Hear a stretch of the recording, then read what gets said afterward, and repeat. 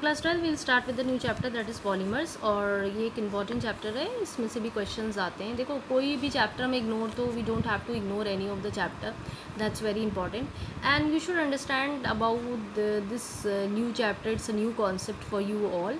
Polymers basically they are the giant molecules, ठीक है ना।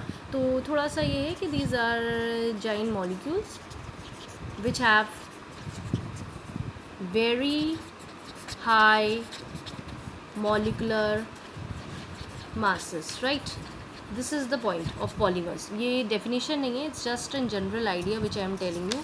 Let's come across with the few things about the polymers, and you have to understand that what I said, giant molecules means the big molecules. Basically क्या हुआ, small molecules they combine together and they give you a big molecule that is known as polymers. I am just giving you a small diagrammatic structure. So these small molecules, what are they? They are the repeating units.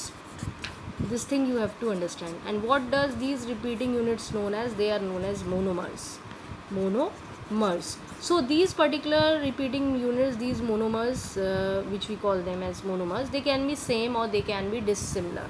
So that is very important. And if you talk about the polymer word, it's comprised of two, it's divided into two parts, that is poly and other is mer. So poly is always means many and mers mean unit, right? So basically these two words are coming from the Greek words, you know, poly and mers ka.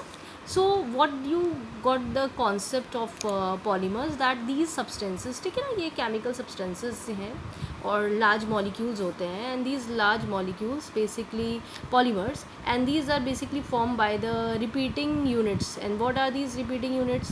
They are monomers, they are small molecules, ठीक है। तो छोटे छोटे molecules, one या more, कितने भी हो सकते हैं, they combine together and form a big molecule or having a big molecular mass. So they are known as polymers. So I am writing down you the definition of it. So I have written the definition. The polymers is large molecules of very high molecular masses formed by the repeated combinations of a very large numbers of you can say one or more small types of small molecules, जो मैंने आपको भी diagrammatically I have shown you, ठीक है। Polymers की जो molecules होते हैं ना, ये लोग ये बहुत ज़्यादा बड़े होते हैं और ये बेसिकली एक चेन लाइक मॉलिक्यूल्स भी बनाते हैं। देखो ये तुम्हें बहुत डिपेंड करेगा कि कैसा तुम पॉलीमर्स बना रहे हो, लेकिन हमेशा याद रखना we are studying this chapter in organic chemistry. Polymer जो है वो ऑर्गेनिक केमिस्ट्री का चैप्टर है, और जब ऑर्गेनिक केमिस्ट्री की हम बात करते हैं तो we talk about the organic compounds. तो polymers are basically the organic compounds, and once they are an organic compounds then you must understand जो बॉन्ड्स इन में बनेंगे वो कौन से होंगे। These units are linked up together by the covalent bonds, ठीक है। तो ये अब मेरी बात समझ में आ गई। तो जो भी मॉलिक्यूल्स आपके लिंक्ड अप होंगे वो सब के सब कैसे होंगे, bye means of covalent bonds, because they come in the covalent compounds, ठीक है। ये बात थोड़ा ध्यान देना। अब now what is the process. देखो ये पॉलीमर्स बनाने के लिए हमें एक प्रोसेस की ज़रूरत होती है। तो ये तो आपने पॉलीमर देख लिया, एक पॉलीमर एक कंपाउंड बेसिकली रहा है ना, जो मॉलिक्यूल बिग मॉलिक्यूल्स बना रहे हैं आपके। अब ये जो मॉलिक्यूल्स जो बने पॉलीमर्स की वजह से, इसके लिए आपको प्रोसेस की ज़रूरत होगी ना। By a process these monomers units are combined. ऐसा तो नहीं है कि ऐसे ही अपने आप जुड़ गए और इन्हें पॉलीमर्स बना दिया। So for that you need a process, and that process is known as what, polymerization, right? So it is what, it is a process by which monomer molecules combine together to form a polymer. मेरी बात समझ में आ गई। ये एक ऐसी process है जिसमें मोनोमर यूनिट्स कंबाइन करते हैं और पॉलीमर्स बना लेते हैं। Now this is the concept of your polymers and polymerization. So I think this thing is been clear to you. Monomer units simple molecules होते हैं, ये जो होते हैं थोड़े कॉम्प्लिकेटेड्स बनते हैं जब ये पॉलीमर बना लेते हैं, क्योंकि इनका देखो मॉलिकुलर वेट भी, मॉलिकुलर मास बेसिकली वो भी बढ़ जाता है इनका, है ना। अब now there are few things we can see. एक एग्जाम्पल हम समझ लेते हैं। ये जो हमने इतना पढ़ा ये सब चीज़ें, हम उसको एक एग्जाम्पल के तौर में, I think in the market you have seen polythene bags. Polythene सबने अपनी लाइफ में यूज़ करी है, देखी है। तो दैट इज़ व्हाट, पॉलीथीन। मैं एक एग्जांपल दे रही हूँ जो हम लोग अपने घर पे बहुत यूज़ करते हैं, चाहे लोकल क्वालिटी हो अच्छी क्वालिटी हो। पॉलीथीन या we call them as polyethylene, right. तो ये भी एक पॉलीमराइजेशन के थ्रू बनता है, and polythene is nothing but a polymer, एक ऑर्गेनिक कंपाउंड है, ठीक है। अब इसमें इंपॉर्टेंट होती है कौन मोनोमर यूनिट है। मोनोमर यूनिट इसमें क्या है, देखो पॉलीथीन, पॉलीइथिलीन मीन्स जो मोनोमर यूनिट है इसमें, मोनोमर यूनिट कौन है इसमें, इट इज़ अ इथिलीन, जिसका IUPAC नेम में आप देखेंगे तो ethene. So ethene molecules are combining together and they are forming you the polymer that is polythene. Let's focus on it. So let's see, ethene की molecules आपस में combine करेंगी और वो आपको क्या बना लेंगी, a polymer that is what, ये मैं जनरल बता रही हूँ, polythene, but it is not like that, it's like that. Let's see how it's is been, ये मैंने जनरल आइडिया दिया है और प्रोसेस जो लगी उसको हमने क्या बोल दिया, polymerisation. Now let's come to the फॉर्मूले part because reactions are important. तो हमने ईथीन को यूज़ करा, ईथीन का फॉर्मूला आपको मालूम है, ऐसे हम लिखते हैं, ठीक है। अब मोनोमर, ये 10 बार इसको लिखने से अच्छा है कि आप एन लगा दो आगे। इसका मतलब ये होता है कि जितने टाइम्स ये आपने 100 मॉलिक्यूल्स 200 लिए हो, जब ये बन रहा हो तो आपने इसको एन लगा दिया, ठीक है। अब इसमें क्या होगा, ये चेन बनाते हैं, ये चेन बनाएगा every time. First of all this double bond will be change to a single bond. देखो जब ये कंबाइन करेगा तो इसके कई मॉलिक्यूल से दूसरा मॉलिक्यूल यहाँ कंबाइंड हो जाएगा, है ना, फिर यहाँ कंबाइंड हो जाएगा, तो ये चलता जाएगा, है ना, चलता रह रहा है। मैं इधर भी लगा देती हूँ ताकि आपको समझ में आए। This process will take place, जितने आपने एन होंगे, ठीक है, this way it will be form. ये इसीलिए मैंने यहाँ ये लगा दिया है, ये आप डैश लगा दिए यहाँ पे कि ये आगे कंटिन्यू होता जाएगा because you have use N number. लेकिन ये तो इसने क्या करा, एक चेन बना ली, तो क्या हुआ कि बार बार जो मोनोमर्स यूनिट्स थे वो रिपीटिंग यूनिट्स होती है ना, एक मोनोमर यूनिट कंबाइन करा दूसरे मोनोमर से, फिर तीसरे मोनोमर से, फिर चौथे मोनोमर से, सो ऑन, तब तक होता रहेगा जब तक कि एन नंबर्स इसके कंप्लीट ना हो जाए। अब तुमने जितने भी लिए हो, 100 लिए हो, 1000 लिए हो, इट्स ऑल डिपेंड, ठीक है। So they will combine and they form you a big large molecule, ठीक है, and later on it will form you a polythene. अब पॉलीथीन अब 10 बार लिखने से अच्छा है, सिंगल बॉन्ड में कन्वर्ट हो गए हैं। बैलेंस देखो, सिंगल बॉन्ड ये बैलेंसिंग करनी पड़ेगी ना, कार्बन के 4 बॉन्ड्स होते हैं, 1 2 3 4, ठीक है।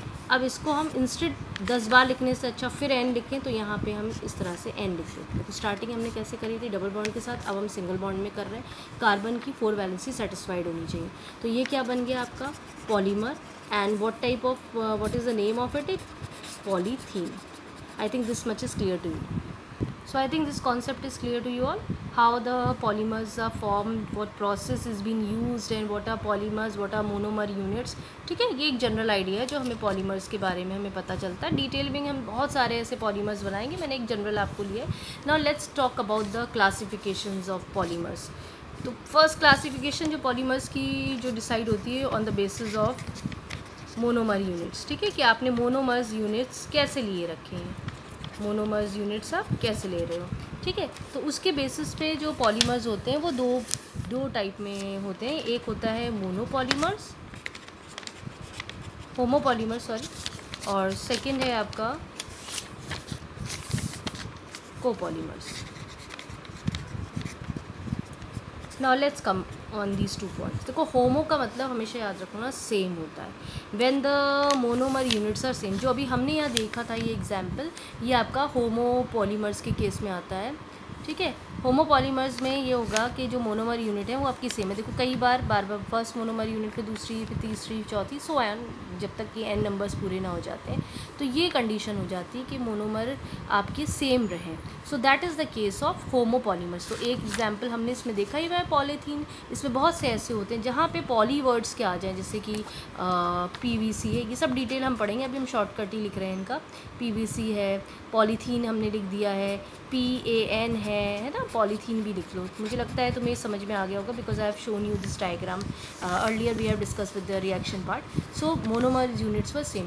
कोपॉलीमर्स जो होते हैं, when your monomer units are different, तो इसमें क्या होगा, मोनोमर यूनिट्स जो हैं वो डिफरेंट होते हैं। मैं 2-4 एग्जाम्पल लिख देती हूँ, then we will discuss about it. Nylon 66, bakelite, ठीक है, कभी कभी पूछ लिया जाता है। तो let's come upon the, this is new to you. तो कोपॉलीमर्स में क्या हो जाएगा कि आपके मोनोमर यूनिट्स क्या होंगे, डिफरेंट होंगे।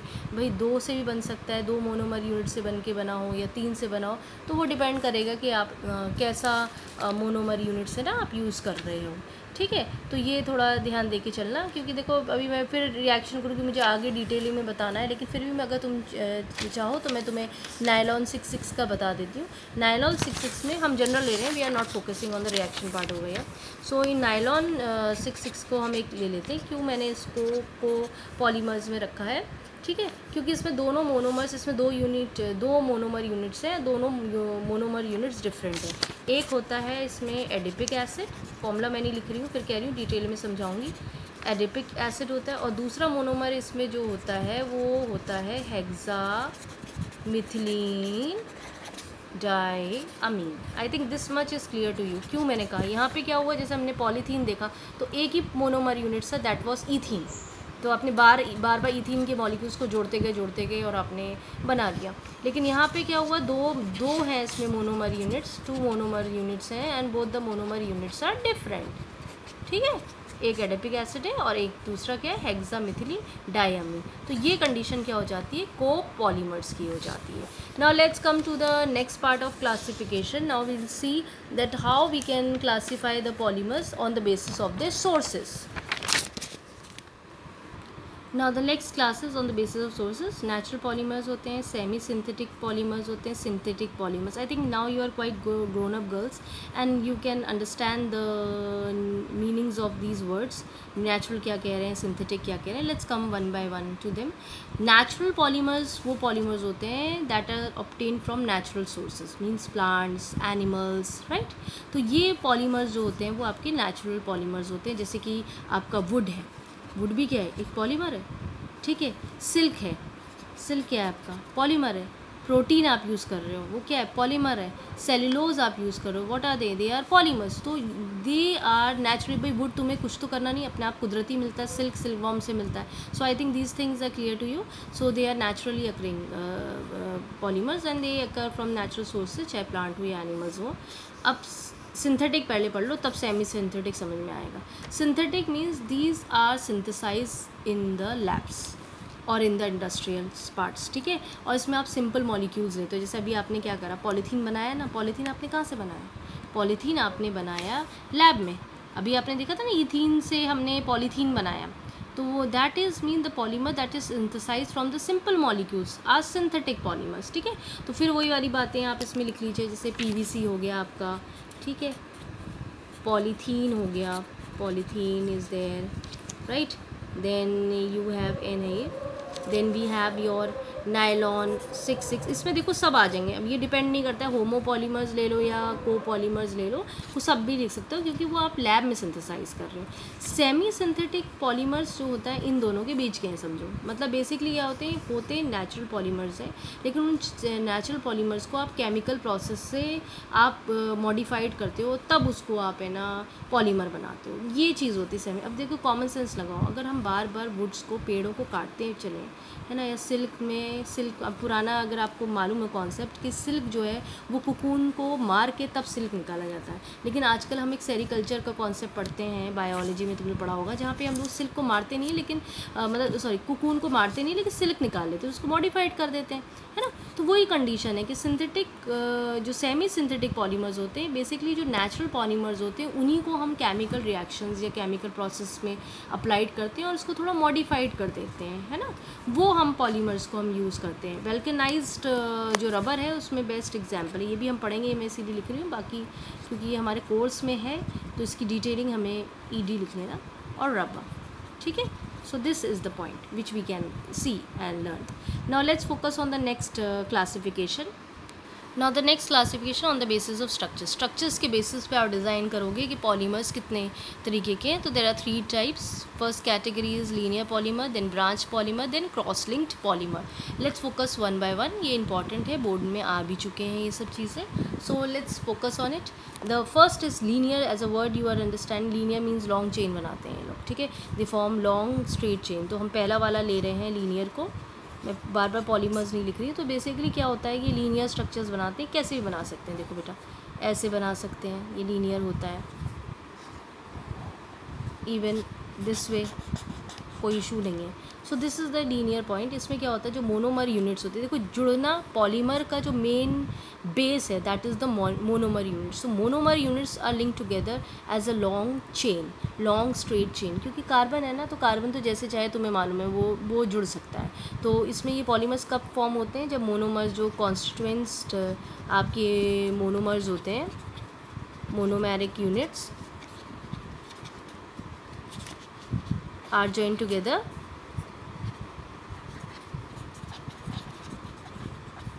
to form long straight chain। ठीक है, इनको लीनियर पॉलीमर्स भी बोलते हैं, या इनको हम ना स्ट्रेट चेन पॉलीमर्स भी बोलते हैं। ठीक है, so this is the case of your this thing.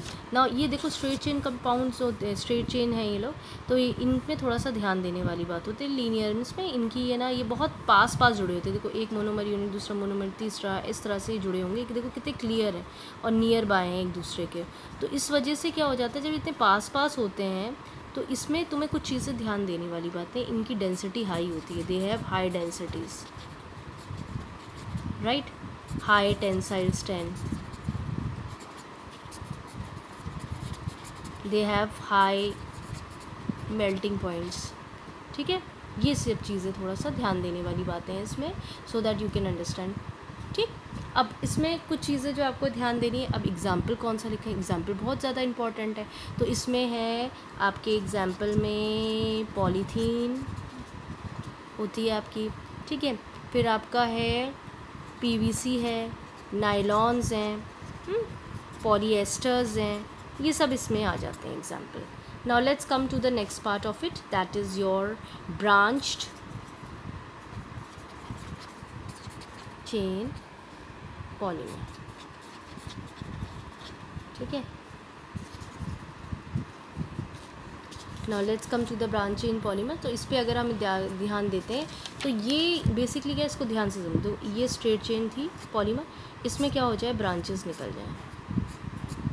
ठीक है, ये कंडीशन है, यानी और अच्छे से देखें, हमने ऐसे बनाई थी लीनियर को। ठीक, अब इस लीनियर में यहाँ से एक ब्रांच नहीं निकल जाए, यहाँ से एक ब्रांच निकल जाए, या यहाँ से निकल जाए, तो ये क्या हो जाएगा, आपका ब्रांच चेन पॉलीमर्स में कंडीशन आ जाएगी। तो बेसिकली क्या हो जाएगा, जो मेन ब्रांच है, जो मेन चेन है, उस पर भी साइड कुछ साइड चेन्स आपकी निकल जाती है। ये कंडीशन होती है आपकी ब्रांच चेन पॉलीमर्स की। I am writing the definition, so I think this much is clear to you. The definition part, ये जस्ट उसके ऊपर वाले के ऑपोजिट होते हैं भाई। इनकी लो डेंसिटी होती है, जैसे अगर उधर हाई, जो उधर हाई तुमने यहाँ सब हाई देखा है, इसको सब लो कर लेना कि लो इसका टेंसाइल स्ट्रेंथ होता है, लो डेंसिटी होती है इसकी, और लो इनका मेल्टिंग पॉइंट होता है। तो जो ऊपर का याद करोगे उसको लो करके यहाँ याद कर लेना। ठीक है, इसमें एग्जाम्पल क्या करें, क्योंकि example is very important, you have to learn, क्योंकि आपकी बुक्स में बहुत कम एग्जाम्पल्स दिए रहते हैं। तो आप इसमें लिख लीजिएगा, स्टार्च लिख लीजिएगा, और लो डेंसिटी पॉलीथीन। ठीक है, ये एग्जाम्पल्स हैं आपके, please learn them. Now the next part is your about your cross link polymers. Let's focus on it. Now cross link polymers, ये वो पॉलीमर्स होते हैं बेसिकली। इसमें क्या होता है कि ये लोग इस तरह से अटैच होते हैं, साइड चेन भी है, देखो मेन लीनियर बनाया, फिर आपने क्या करा, साइड चेन बना दिए। अब इस साइड चेन इस तरह से आपका 3 डायमेंशन स्ट्रक्चर बना लेती है, मतलब ये अटैच्ड होके आपका 3 डायमेंशन स्ट्रक्चर बना, आपने ऐसे ही बनाया था ना। So this is the way. अगर इसको और अच्छी तरह से देखें तो जैसे आपने अपने घर में आप when you make your houses, तो आपकी देखिए कि जो आप लोग अपनी स्टोन्स जिस हिसाब से लगाते हैं, तो इस तरह से अरेंजमेंट आता है ना। अगर हमने अपना वो पीछे वाला डायग्राम देखा जो हमने इस तरह जिगजैग यूज़ करा था, तो हमने क्या करा था, यहाँ पे ब्रांचिंग लगा दी थी ना, यहाँ जिगजैग करके ब्रांचिंग लगा दी थी, and again that is been attach to some other set of your chain. ठीक है, इस तरह से आपके स्ट्रक्चर्स दिखते हैं। तो basically they are forming a 3 dimension structure, length width height सब रहेगी इसमें। तो 3 डायमेंशन नेटवर्क स्ट्रक्चर्स ये फॉर्म कर लेते हैं। इसीलिए इन पॉलीमर्स को पता है नेटवर्क पॉलीमर भी कहते हैं। We also call them as network polymers, right. Not only the cross link polymers, network polymers भी इन्हें कहते हैं। अब क्योंकि देखो इसमें ये क्रॉस लिंक स्ट्रक्चर्स होते हैं, इसीलिए इनका नाम लिखा गया क्रॉस लिंक पॉलीमर्स। ये काफ़ी हार्ड होते हैं, रिजिड रहते हैं लोग काफ़ी, ठीक है, then if you talk about them is brittle, मतलब ऐसे हार्ड। ब्रिटल का मतलब समझते हो, जैसे ग्लास है हमारा, वो तुम्हें हार्ड दिखता है लेकिन अगर उसको तुम छोड़ दोगे वो गिर के चुकना चूर हो जाता है, तो वो चीज़ होती है। इनकी में भी वही कंडीशन होती है। अब इसमें भी कुछ एग्जाम्पल्स हैं आपके, तो एग्जाम्पल्स जो आपको याद रखने, मैं वही दे देती हूँ जो आपको याद रखने हैं। Bakelite is there because there in a course, and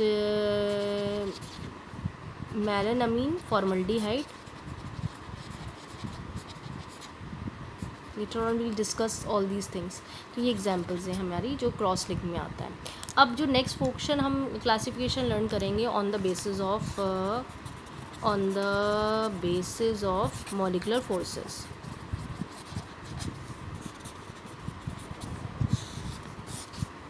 ठीक है, ये भी बहुत इम्पोर्टेंट। देखो ये तो 100% टॉपिक होता है जो बोर्ड में आप देख लेंगे, ये आपको मिलता ही मिलता है। ठीक है, इसको आपको ध्यान देना है on the basis of your forces. तो इसमें भी हमारे कुछ हैं, हम इसको लिख देते हैं। That is elastomers. I am writing down the names, then I'll show you. So these are the different types of food: elastomers, fibrous, thermoplastic, thermosetting। ये दो तो बहुत आए हुए हैं हमारे एग्जाम में, इन दोनों का डिफरेंस बहुत पूछा जाता है। एक्चुअली पता है पॉलीमर्स जो होते हैं ना, पॉलीमर्स की एक खासियत होती है, they have a certain mechanical properties. Polymers are elasticity. तुम्हें मालूम है, तुमने पॉलीथीन बैग्स को हमेशा खींचा होगा तो इलास्टिसिटी शो करता है, टफनेस होती है, टेंसाइल स्ट्रेंथ होती है इनमें। ये सब प्रॉपर्टीज़ हम देखते आ रहे हैं। ये सिर्फ क्यों हुई? Because of this molecular forces. अब कैसे मॉलिकुलर फोर्सेज पॉलीमर्स के अंदर होते हैं, ये एक इंपॉर्टेंट बात है। देखो इनके अंदर क्योंकि मॉलिक्यूल्स हैं, तुमने अभी स्टार्टिंग में देखा था जो मोनोमर्स यूनिट्स की बात मैंने करी थी, मैंने एटम्स आयंस नहीं बोले थे, मैं हमेशा बोलती गई कि monomer units were the molecules. So these molecules are attach together by intermolecular. भाई मॉलिक्यूल्स हैं तो इंटरमॉलिकुलर फोर्सेस से 100%, जैसे अगर मॉलिक्यूल्स है तो एक दूसरे से अगर जुड़े होंगे तो ये कौन सा फोर्स होगा? आपका इंटरमॉलिकुलर फोर्स होगा। ठीक, अब ये जो इंटरमॉलिकुलर फोर्सेस हैं, मॉलिक्यूल्स के बीच में हमने क्लास 11th में ही पढ़ा है, कुछ फोर्सेस पाए जाते हैं, जैसे वंडरवॉल फोर्सेस होते हैं, हाइड्रोजन बॉन्डिंग्स होती है ना, ये चीज़ें होती हैं जो एक चेन को, पॉलीमर की दूसरी जोन को अटैच करती जोड़ती है। भाई बॉन्ड तो है, कोवेलेंट बॉन्ड है, उसमें कोई इशू नहीं, लेकिन कुछ फोर्स भी तो है जो इनको मोनोमर यूनिट्स को आपस में जोड़ रहा है। तो वो कौन से हो गए फोर्सेज? या तो हाइड्रोजन बॉन्डिंग या फिर वंडरवॉल फोर्सेज हो गई। ठीक है, इसी की वजह से इन लोग की काफ़ी जो कह सकते हो तुम प्रॉपर्टीज़ अराइज होती है और डिफरेंट टाइप ऑफ पॉलीमर्स हमें मिलते हैं। Let's start with the first part is elastomers. Elastomers के बारे में अगर हम बहुत ध्यान से देखेंगे तो इलास्टोमर्स के बारे में तुम्हें ध्यान देगा कि ये जो होते हैं they are rubber like solids. जैसे रबर हमारा होता है ना, उसी की तरह बिल्कुल दिखते हैं ये लोग भी, है ना। तो ये जैसे रबर में तुम्हें खासियत होती है कि ये सॉलिड्स जो होते हैं इलास्टिसिटी प्रॉपर्टी ज़्यादा रहेगी इनके केस में। रबर तो मालूम ना खिंच जाता है, रबर बैंड यूज़ करा हुआ है तुमने, तो ये बिल्कुल इसमें भी यही चीज़ होती है। इसमें कंडीशन होती है, जो फोर्सेज हैं, जो इंटरमॉलिकुलर फोर्सेज होंगे वो वीक होते हैं, यानी एक मोनोमर यूनिट दूसरे मोनोमर यूनिट से अगर अटैच्ड है तो उसके अंदर आपको ध्यान देना है कि इसमें वीकेस्ट इंटरमॉलिकुलर फोर्सेज होते हैं। तभी तो देखो ये रबर लाइक लगते हैं और इलास्टिसिटी इसमें ज़्यादा होती है, आराम से खिंच जाते हैं। ठीक है, तो ये एक कहानी इसमें होती है। तो इनकी तुम देख सकते हो कि इस वजह से आप इसमें खिंचाव ज़्यादा रहेगा। प्लस इसमें क्रॉस लिंक जो स्ट्रक्चर्स होंगे, जैसे ना पीछे हमने देखा था कि क्रॉस लिंक जो होता है इसमें थोड़े से कम होते हैं। तो क्रॉस लिंक जो कंडीशंस होती हैं इसमें बहुत कम होती हैं, बहुत रेयर होती है, कम ही रहती हैं ज़्यादातर। ठीक है, इसीलिए ये हमें इतना अच्छी हेल्प करता है, क्योंकि इसमें आप कम ही few cross links are available in this types of polymers. ठीक है, इन बेसिकली एक पॉलीमर दूसरे पॉलीमर्स के बीच में जो क्रॉस लिंक्ड हैं वो लेस हैं। इसमें very few cross links are there between these units और बिटवीन दीज पॉलीमर चेन्स। ठीक है, ये थोड़ा ध्यान दे के रखना है। अब कंडीशन क्या हो जाती है, अगर हम इसकी डेफिनेशन भी मैं तुम्हें बता दूंगी, लेकिन इनको तुम्हें थोड़ा फोकस रखना चाहिए कि एग्जाम्पल इसमें कौन से ले सकते हो, क्योंकि सारा खेल होता है एग्जाम्पल का। क्योंकि ये ज़्यादातर देखो थ्रेड लाइक फॉर्म यूज़ करते हैं, तो इसमें हम 2-3 अपने एग्जाम्पल ले लेते हैं। जैसे नेचुरल रबर इसमें बेस्ट एग्जाम्पल है। और ब्यूना एस मैं इसीलिए लिख दे रही हूँ क्योंकि ब्यूना एस हमारे कोर्स में है। So these 2 is more than है, वैसे तो बहुत हैं इसमें। ब्यूना एस रबर्स होते हैं, ब्यूना एस रबर है, नियोप्रीन है। ठीक है, तो मैं ज़्यादा नहीं लिख रही हूँ, मैं जनरल आपको लिख दे रही हूँ। ठीक है, now I am writing the definition of it. So this is the definition which I have written: polymers in which the polymeric chains are held together by the weakest intermolecular forces. Now let's come to the next part of it, that is the fibrous. Fibrous के case में polymers इनमें strong होता है, just इसका उल्टा है। तो ये पॉलीमर्स होते हैं इसमें स्ट्रॉन्ग इंटरमॉलिकुलर फोर्सेस होते हैं बिटवीन द पॉलीमेरिक चेन्स। ठीक है, ठीक है। तो अब ये जो इंटरमॉलिकुलर फोर्सेस इनमें आया वो वही वाली बात है ना कि या तो डाइपोल डाइपोल इंटरेक्शन हो जाए या हाइड्रोजन बॉन्डिंग इनमें हो जाए, वंडरवॉल फोर्सेस हो जाए, जिसकी वजह से इनकी ये जो फाइब्रस होते हैं इनकी टेंसाइल स्ट्रेंथ भी हाई होती है और मॉड्यूल्स भी इनका हाई होता है। ठीक है, तो इनका high tensile strength and high modules. ठीक है, ये चीज़ ध्यान देना है आपको। तो इसीलिए ये थोड़ा सा स्ट्रक्चर भी इनका जो है थोड़े से ना क्रिस्टलाइन है ना शो करते हैं अपना बिहेवियर, और इनका मेल्टिंग पॉइंट भी हाई होता है यही इसी के वजह से, क्योंकि इनकी जो फोर्सेस हैं वो स्ट्रॉन्ग होने की वजह से, इंटरमॉलिकुलर फोर्सेस, वो दोनों फोर्सेस का नाम लिख देना और ये बता देना कि भैया मेल्टिंग पॉइंट्स वगैरह भी इनका हाई होता है। इसमें कुछ एग्जाम्पल हैं, क्योंकि एग्जाम्पल मेन है नायलॉन 66 आपके कोर्स में अवेलेबल है आंसर, जो कि एक बहुत इंपॉर्टेंट केस आता है इसका। फिर अगर नॉर्मली तरीके से अगर आप इसमें देख के चलोगे तो जूट है, सिल्क है ना, ये भी है, वुड है और जूट होता है, सिल्क होता है, ये भी इसमें कुछ एग्जाम्पल है जो नेचुरल वाले हैं। ठीक है, ये होता है आपका फाइबर। अब नेक्स्ट हमारे कोर्स में जो आ रहा है वो है आपका थर्मोप्लास्टिक। तो थर्मोप्लास्टिक के केस कंडीशंस अगर हम देखते हैं तो ये वो पॉलीमर्स होते हैं, ये बेसिकली इनमें जो इंटरमॉलिकुलर फोर्सेस होते हैं वो इंटरमीडिएट होते हैं, मतलब इनके जो आप फोर्सेस देखोगे थर्मोप्लास्टिक के, ये बीच में थर्मोप्लास्टिक बैठे हुए हैं, एक तरफ इनके आपके वो कह सकते हैं फाइब्रस होंगे क्योंकि इनको स्ट्रॉन्ग कैटेगरी में रखा गया है, और एक तरफ जो होते हैं इलास्टोमर्स रखेंगे क्योंकि ये वीक है ना, ये वीक इंटरमॉलिकुलर फोर्सेस होते हैं और इसमें क्या होता है स्ट्रॉन्ग होता है। इन दोनों के बीच में पाया जाएगा, ना ही बहुत ज़्यादा रहेगा इसमें, ना ही बिल्कुल लो रहेगा, ये ध्यान देना। तो these polymers in which the intermolecular force of attraction जो है is the intermediary to those of elastomers and the fibrous. तो इस तरह के पॉलीमर्स को आप थर्मोप्लास्टिक्स कहते हैं। ठीक है, इसमें भी थोड़ा ध्यान देना, ये भी लीनियर पॉलीमर्स की कैटेगरी में होते हैं, इनमें भी क्रॉस लिंक स्ट्रक्चर्स नहीं होते हैं। ठीक है, तो ये भी थोड़ा सा इनकी खासियत ये होती है कि स्लाइटली ब्रांच्ड होंगे लेकिन क्रॉस लिंक स्ट्रक्चर नहीं होंगे। ये लीनियर होगा, ये इसमें ब्रांच्ड हो सकता है, ब्रांच चेन हो सकता है, लेकिन क्रॉस लिंक नहीं जैसी चीज़ इसमें नहीं होगी। ठीक है, इसीलिए इनके अंदर सबसे बड़ी बात पता है, ये इसको हम क्यों वैरायटी में ज़्यादातर इन्हें यूज़ करते हैं, क्योंकि ये जो खासियत है ना इसकी कि भाई ना ही ये बहुत ज़्यादा स्ट्रॉन्ग इसके अंदर वो है इंटरमॉलिकुलर फोर्सेस है, ना ही वीक कैटेगरी, मीडिएटर है, बीच का है। तो इसीलिए इनके ये वो पॉलीमर्स होते हैं जिनको आप हीट करते हो ना तो ये सॉफ्ट हो जाते हैं और ठंडा करते हो तो ये हार्ड हो जाते हैं, यानी इसका मतलब तुम इन्हें रीमोल्ड कर सकते हो। तभी तो देखो तुम जो पॉलीथीन होता है ना, पॉलीथीन को देखो रिसाइकिल्ड आजकल हो जाती है ना, वो पुरानी घटिया वाली बात नहीं कर रहे, लेकिन जो अच्छी पॉलीथीन्स का अगर हम केस देखते हैं तो ये रिसाइकिल हो जाती हैं। आजकल तो सब जगह टैग लिखा रहता है, तो पॉलीथीन है या पॉलीएस्टर्स हैं ये, या पॉलीस्टेरीन है ना, ये सब इसमें पॉलीविनाइल्स हैं, तो ये सब इसी कैटेगरीज में आपके आ जाते हैं थर्मोप्लास्टिक की केस में। ठीक है, इसीलिए इनकी वैरायटी भी ज़्यादा होती है, हमें यूज़ भी हम ज़्यादा करते हैं, क्योंकि वही कहानी है कि जब आप इसको हीट करोगे तो ये सॉफ्ट हो जाएंगे, और जब इनको आप है ना इनको रूम टेम्परेचर में रखोगे तो ये थोड़ा सा मतलब मोल्ड मतलब हार्ड हो जाते हैं, तो आप इसको रिसाइकिल कर सकते हो क्योंकि इसमें क्रॉस लिंक स्ट्रक्चर नहीं है, तो बार बार आप इसको गर्म करके जिस शेप में चाहो उस शेप में इसको आप डिज़ायर शेप्स में इनको यूज़ कर सकते हो। इसीलिए ज़्यादातर हम लोग ना इस तरह की चीज़ों को हम इस्तेमाल करते हैं। तो I think this is clear to you, I am writing the definition, you can see. So this is the definition which you can learn. Now the next part is thermosetting, जो हम देख लेते हैं। थर्मोसेटिंग का case हम देखेंगे, ये भी एक इम्पॉर्टेंट पॉलीमर है, और ये पॉलीमर्स जो होते हैं ये थोड़े से फ़र्क तरह के हैं, इनकी भी डेफिनेशन में लिख देती हूँ इसमें, लेकिन थोड़ा सा ध्यान देना कि ये जो थर्मोसेटिंग पॉलीमर्स होते हैं ये ज़्यादातर है ना आप इनको मतलब बनाते हो हीटिंग और low molecular mass semi fluids polymers, और इनको मोल्ड भी कर सकते हो। बेसिकली क्या होता है जब आप इसको हीट करते हो तो ये थोड़ा सा एक है ना इनफ्यूजिबल हो जाते हैं और एक इनसॉल्युबल हार्ड मास हो जाता है।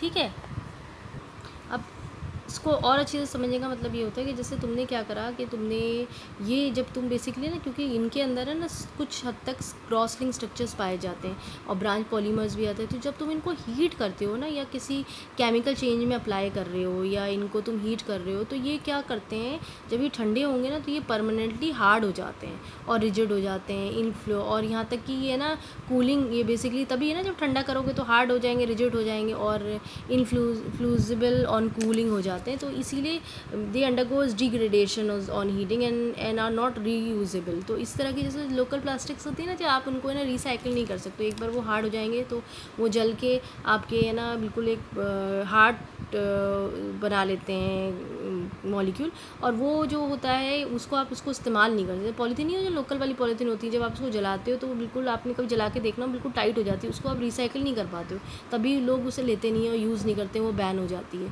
तो वो थर्मोसेटिंग वाली प्लास्टिक के केस में ही आता है, ठीक है। तो ये थोड़ा सा इसको ध्यान दे के चलना कि what type of polymers they are, I am writing the definition also, that will help you out. So these are the polymers which on heating change irreversibly into hard, rigid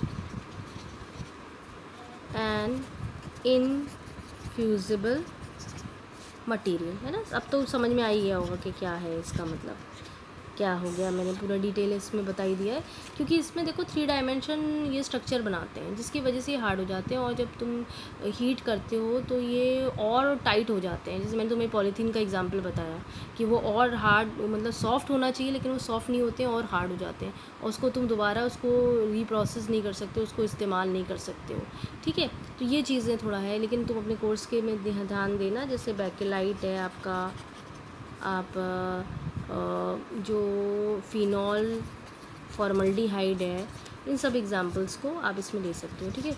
कुछ और चीज़ें भी हैं जैसे फॉर्मल्डिहाइड HY है ना, पुणे पढ़ रहा है तो यू कैन, तो यदि these are urea formaldehyde resin होता है, मैनालाइन फॉर्मल्डिहाइड रिजिन है, ये सब हमारे कोर्स में these things you can applied over here.